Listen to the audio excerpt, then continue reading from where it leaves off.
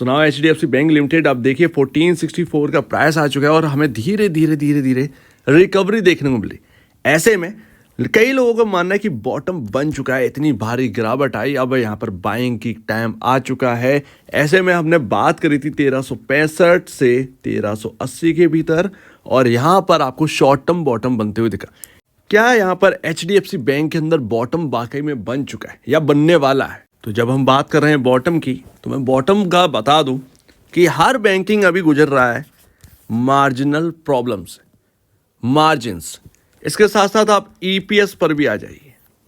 कई सारे banks EPS में फेल हो रहे हैं, अर्निंग पर शेयर, और पूरे मार्केट की स्टोरी अर्निंग पर शेयर पर ही डिपेंड है। आप देखेंगे कुछ भी, कितना भी मैथ लगा लीजिए, आप यहाँ पर जो है EPS से ही सब कुछ जान सकते हैं। HDFC बैंक का बॉटम की जहाँ तक बात है, तो बॉटम में 18 दिन बाकी है। क्या बॉटम बनने में 18 दिन बाकी है? नहीं, बॉटम बन गया है ये पता होने में 18 दिन बाकी हैं, यानी कि Q4 के नंबर्स।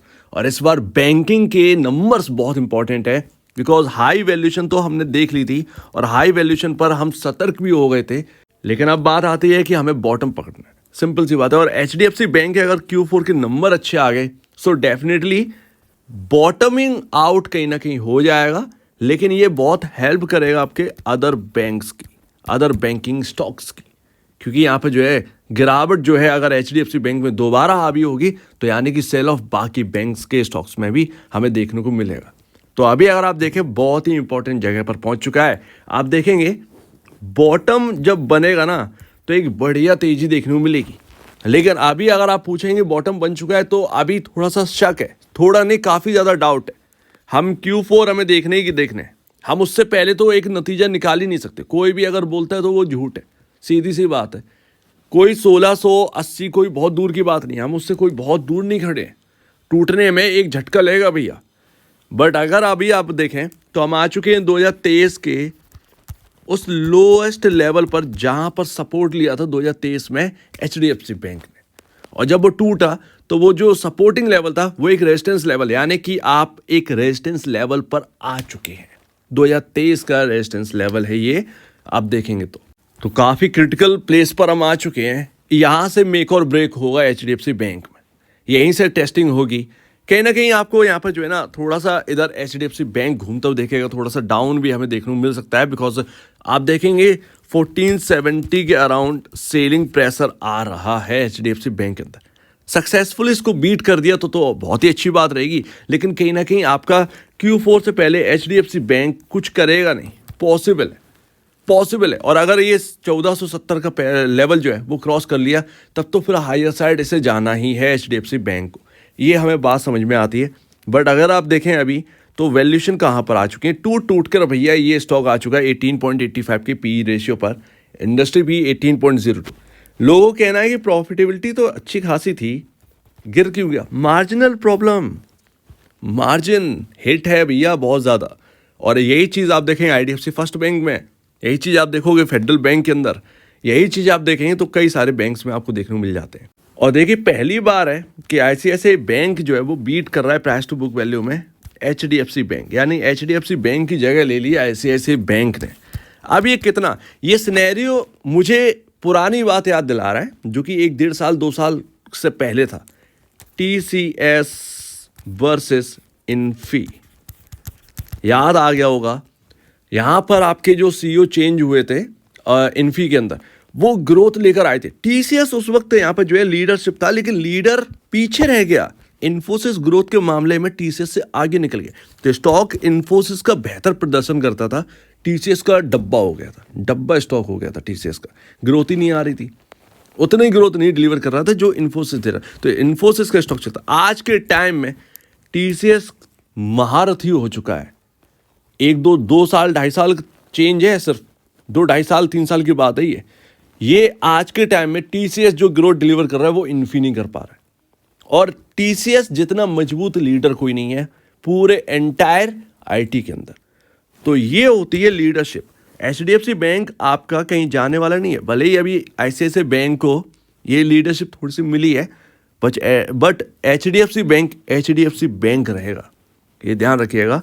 ये लीडरशिप का जो पल्ला आईटी में चल रहा था ना, वही बैंकिंग में आपको दिखेगा। कहीं ना कहीं आपका जो है रुख मुड़ेगा, एचडीएफसी बैंक फिर से अपनी जगह वापस लेगा। बट खैर, गॉड नोज क्या होना है यहाँ पर। बट एनआईएम इस बार Q4 में एनआईएम देखने को मिलेगा, कैसा हिट होता है, क्या रहता है। इसके साथ साथ जो मर्जर हुआ था ना, उसकी वजह से भी थोड़ा सा यहाँ पर जो है सिनेरियो देखने को मिला इधर उधर का। बट यहाँ पर टाइम तो लगने वाला है चीज़ें सही होने में।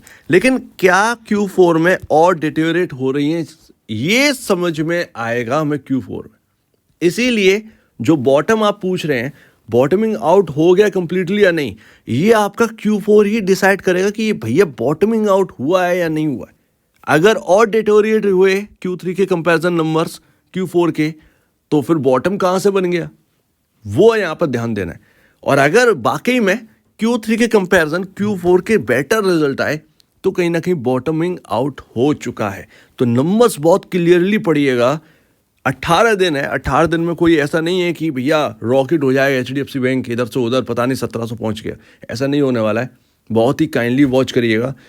18वें दिन यानी कि आपका 18 अप्रैल को नंबर्स है, तो उसको देखना है बहुत काइंडली। लेकिन उससे पहले एक और नंबर आपके सामने आने हैं, म्यूचुअल फंड का डेटा मार्च वाला, आपका 5 अप्रैल से 10 अप्रैल का चलने वाला है। ठीक है, ये डेटा देखिएगा म्यूचुअल फंड का रवैया क्या रहा है, और Q4 बताएगा कि FIS का रवैया क्या रहेगा। क्योंकि FIS की सेलिंग जब आई थी ना, एचडीएफसी बैंक को इतनी बुरी तरीके से तोड़ दिया था कि हमें उनकी ताकत का अंदाजा है। इस बात को आप समझिएगा। और दोबारा अगर सेलिंग आई ना, तो वही ताकत दोबारा यहाँ पर जो है अपनाई जाएगी इनकी तरफ से, पॉसिबल है। लेकिन खैर, Q4 मस्ट, Q4 पर सब कुछ छोड़ दीजिए। फिलहाल जो पैटर्न बन रहा है ना, बड़ा खास पैटर्न है, और वही लेवल हमें उसी लेवल पर, यही 1465 1470 का लेवल इधर ही है। अगर हम इसको क्रॉस कर जाते हैं, डेफिनेटली कहीं ना कहीं आपका स्टॉक यहां पर जो है और रनअप दिखाएगा। 1520 1540 तक के लेवल आपको देखने को मिल सकते हैं एचडीएफसी बैंक में, अगर ये सक्सेसफुली 1470 के ऊपर टिक जाता है, क्लोजिंग देने लगता है। वॉल्यूम पर भी नजर रखिएगा, अगर 1470 के ऊपर निकलेगा, वॉल्यूम जरूर इंक्रीज होगा। वॉल्यूम से अगर इंक्रीज नहीं होंगे, डेफिनेटली यहाँ पर जो है कहीं ना कहीं झूठा एक ब्रेकआउट आपको दिखाया है, वो ब्रेकआउट नहीं है, वो वापस से निचले लेवल दिखा देगा। इस बात का ध्यान रखिएगा। सो उम्मीद है काफ़ी कुछ आपको समझ में आया होगा। बॉटमिंग आउट होने में अगर 10-20 रुपये इधर उधर निकल जाए कोई प्रॉब्लम नहीं है, लेकिन अगर नई खरीदारी करनी है बॉस, Q4 से बढ़िया मौका आपके पास नहीं। Q4 के नंबर्स देखो, बस सीधी सी बात है। Q4 के नंबर, हालांकि हाँ, Q4 में क्या होगा, Q4 के नंबर अगर अच्छे आए तो एचडीएफसी बैंक खुलेगा ही 10% ऊपर, और अगर Q4 के नंबर अच्छे नहीं आए तो पॉसिबल 10% आपको टूटा हुआ मिले नेक्स्ट डे। अब वो 10% का चक्कर क्या होगा, वो कैसे आप हैंडल करोगे, वो देख लीजिएगा। बट जो भी करना है वो Q4 के हिसाब से करिएगा। Q4 बहुत मस्त है। सो उम्मीद है काफ़ी कुछ आपको समझ में आया होगा। इन लेवल्स पर ध्यान दीजिए, और इन्वेस्ट से पहले स्टडी कर लो। सारी बातें सुनने के बाद स्टडी करना ज़रूरी है। कन्फर्मेशन चाहिए होता है कि सामने वाला इंसान सही कह रहा है या नहीं कह रहा है। ठीक है, तो आप क्या कहना है इसके ऊपर कमेंट सेक्शन में कहिए। और अब वीडियो देखने के लिए बहुत धन्यवाद दोस्तों।